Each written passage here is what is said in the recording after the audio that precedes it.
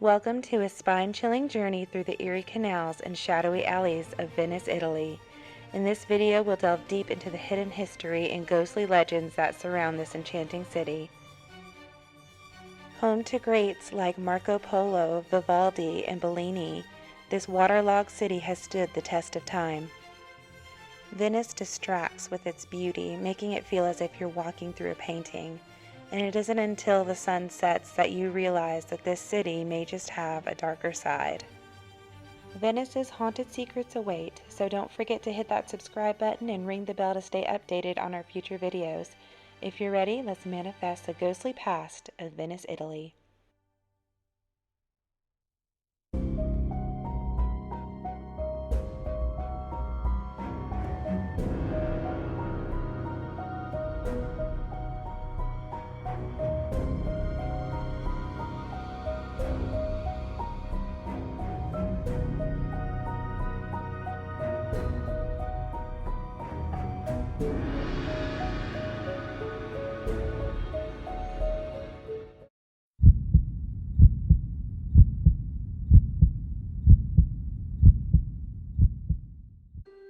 There is an infamous palace that sits on the Grand Canal known as Palazzo Dario. This centuries-old Venetian Gothic mansion, also known as Ca' Dario, has a dark history of misfortune extending to its occupants. Legend has it that those who owned or resided in the residence for over 20 days met tragic fates, including death, murder, or financial ruin. Even local fishermen avoid casting their ropes near this ill-fated palazzo, nicknamed the House That Brings Doom. Built in 1479 for aristocrat Giovanni Dario, the house later passed to his daughter Marietta and her husband Vincenzo, who met tragic ends. Vincenzo was fatally stabbed and Marietta died by suicide in the Grand Canal. Their son Vincenzo Jr. was later assassinated in Crete. The curse continued when British scientist Rawdon Brown became the owner. In just 4 years, he faced financial woes and went bankrupt. American millionaire Charles Briggs met a similar fate after acquiring the palazzo. Facing accusations of being a homosexual, which was illegal in Italy at the time, he fled to Mexico. Shortly after, his lover took his own life. Since Briggs was banished from Italy, he had no choice but to sell the palace. It sold in 1968 to Count Filippo Giordano. On July 19, 1970, the Count's lover killed him in his sleep. He was found by the maid in bed with his head bashed in. His lover/murderer, Raul Blasisch, met a violent end in London when he was brutally murdered. In the 80s, Venetian businessman Fabrizio Ferrari and his sister Nicoletta moved in, but he lost his assets and she perished in a car crash. Financier Raul Giardini bought the house in the same decade with tragic results, succumbing to suicide in 1993. In the early 21st century, Woody Allen contemplated buying Palazzo Dario, but changed his mind supposedly due to its unsettling history. As recently as 2002, the band The Who's original bass player John Entwistle suffered a heart attack shortly after renting the palace. Local lore suggests that the curse may stem from the mansion's construction atop an old Templar cemetery, causing the structure to visibly tilt to the right due to a settling foundation. Ca' Dario is currently on the market, but something tells me the house will continue to sit vacant, and not because of the €18 million price tag, but because of the hauntings that lie within.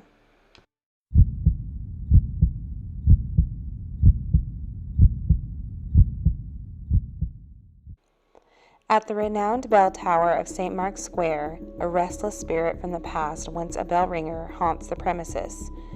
While wandering the labyrinthine streets and alleys of Venice, there are whispers of a skeletal figure that still walks among the living. The skeleton is believed to be that of a famous bell ringer that lived in Venice hundreds of years ago. He was described as an imposing figure, standing at around 7 feet tall, which back then was almost unheard of. He was responsible for tolling the bells of the St. Mark's Bell Tower. From this vantage point, Galileo famously conducted telescope demonstrations in 1609. Originally in the 1100s, when the nearly 100-meter-high tower was converted into a bell tower, its purpose extended beyond bell ringing.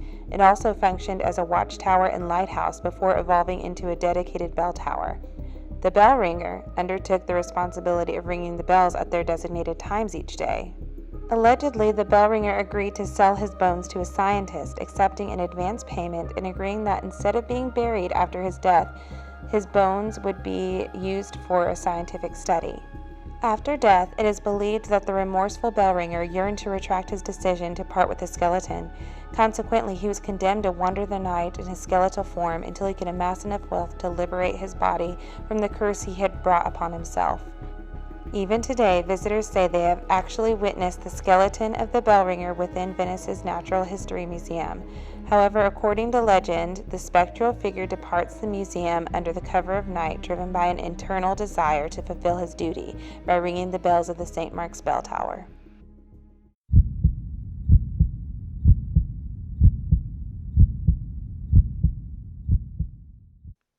In 1592, Giovanni Mocenigo extended an invitation to renowned philosopher monk Giordano Bruno, offering his residence for 8 months. Mocenigo's aim was to gain knowledge not only in the art of memory but also in alchemy and magic. Giordano Bruno, born in 1548, entered the St. Domenico Maggiore monastery in Naples at age 17. Suspected of heresy, he fled Rome in 1517, left the church, and embarked on a pilgrimage across European cities, including Geneva, Toulouse, and Paris. Later, he moved to England, taught at Oxford, and authored various books known for their distinctive style and language. In 1592, Bruno finally arrived in Venice upon the invitation from Mocenigo and lived in this palace. However, their relationship quickly soured. After just 2 months, Mocenigo grew impatient because he hadn't learned the art of magic from Bruno like he had hoped he would. Dissatisfied with Bruno's teachings and hearing of Bruno's intentions to move to Frankfurt for publishing, Mocenigo reported him to the Inquisition out of spite. On May 23, 1592, Mocenigo filed a written complaint with the Venetian Inquisitor, accusing Giordano Bruno of blasphemy, religious disbelief, denial of the Trinity of God, personal misconduct, and witchcraft. That night, Bruno was arrested by guards and incarcerated in the Inquisition's cell in San Domenico di Castello prison. Bruno endured 7 years of imprisonment before being burned at the stake. Legend has it that on the anniversary of his death, February 17th, the ghost of Giordano Bruno returns, causing water-related phenomena, unexpected pipe damage, and mysterious opening valves and loosening of screws. Some think that he is still trying to put out the fire that burned him alive.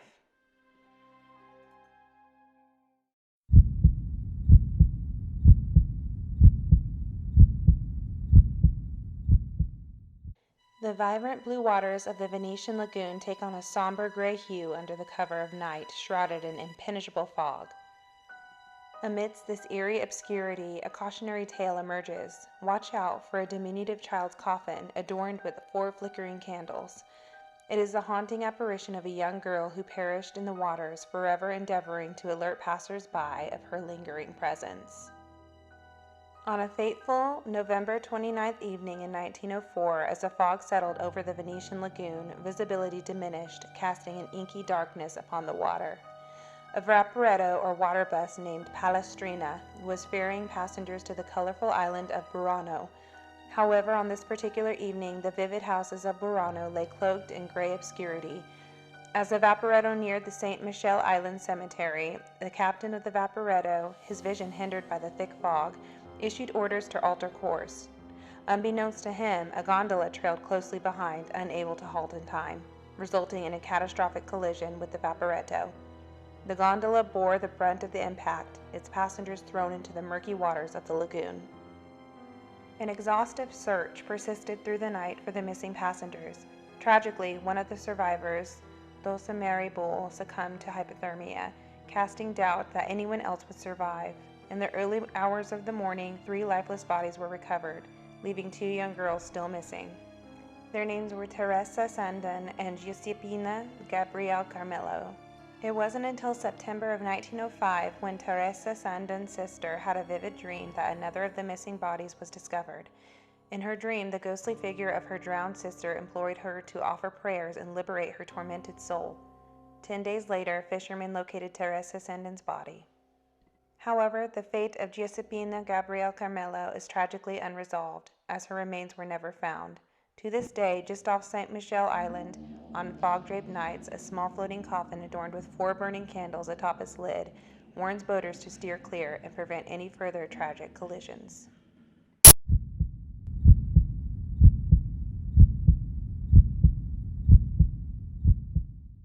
By the waterfront stands a decaying remnant of a once magnificent palace steeped in its own eerie legends. Known as the Casino degli Spiriti, or the House of Souls, this structure offers views of the famed Murano Island across the lagoon.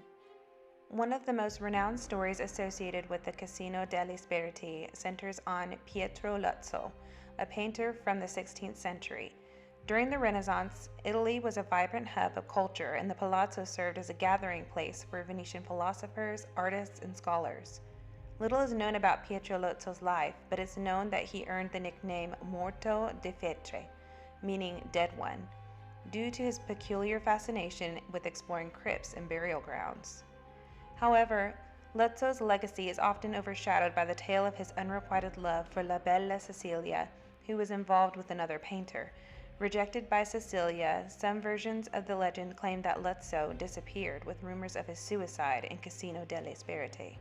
Allegedly, his artist friends saw him through a window days after his vanishing, only to find an empty room upon entering. Mysterious sounds haunted the building after its abandonment, sparking speculation about Luzzo's ghost or the possibility of religious cults conducting rituals within.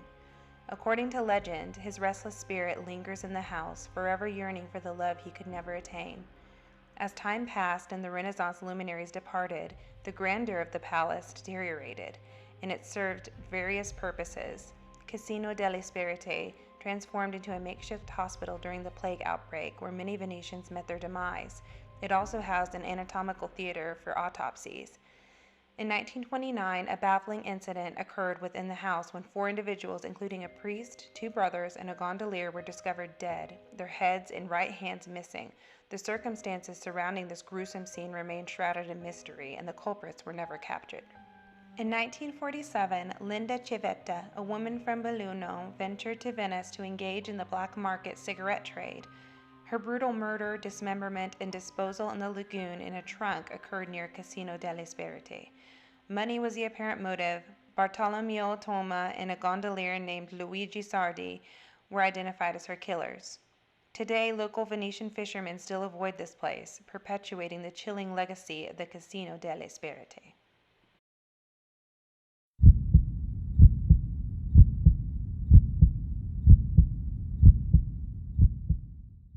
According to old Venetian legend, there is a story about the ghost of a man still haunting the streets of the picturesque Cannaregio district.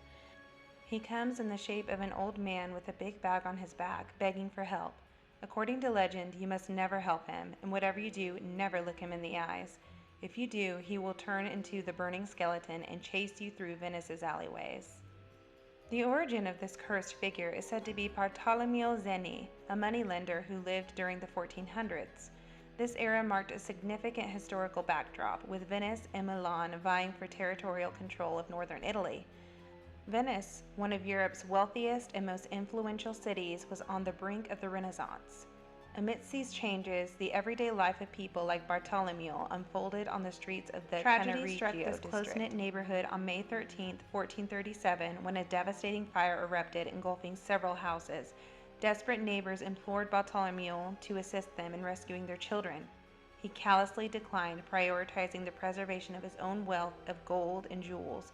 Although he may have escaped the physical fire unscathed, his cruel actions would condemn him to an eternity, haunting these very streets, forever devoid of a single coin of gold to his name. So as you tread upon these historic cobblestone streets, if you encounter someone seeking your aid, it would be wise to keep walking.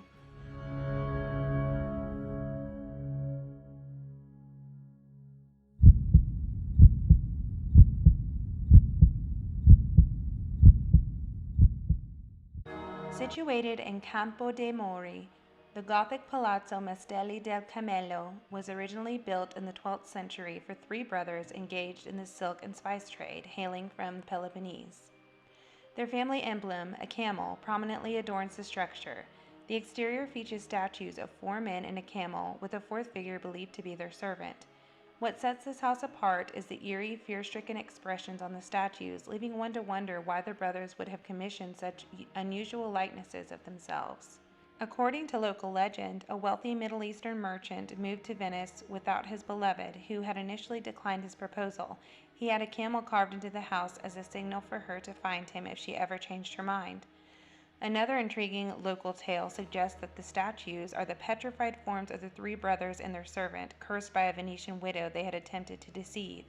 Allegedly, they tried to sell her overpriced textiles, and when she realized their deceit, she cursed the money she had given them, and supposedly upon touching the cursed money, they were turned into stone.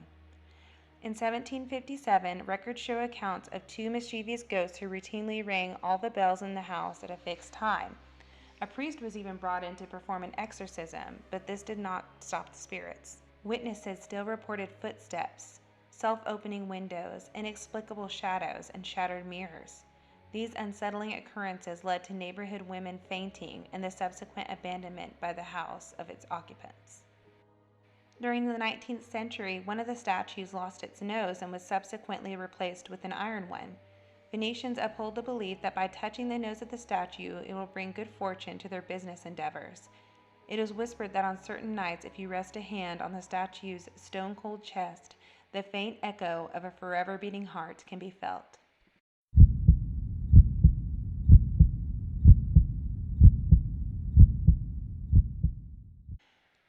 There is an island in Venice that is home to spine-chilling legends that trace back to the government's quarantine of the entire island in response to rampant plague outbreaks. Over time, Poveglia was abandoned, forgotten, and is now forever isolated from society. Local lore recounts over 160,000 unfortunate souls who found no escape from this death-stricken isle. Legend has it that Poveglia's soil is a gruesome blend, half earth and half human ashes. Those afflicted with the plague, both the living and the dead, were exiled to this desolate realm.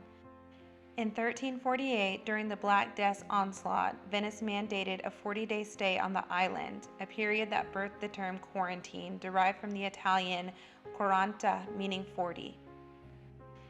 In 1922, Poveglia Island underwent a macabre transformation, becoming an asylum to harbor the mentally ill, a fitting addition to its cursed history.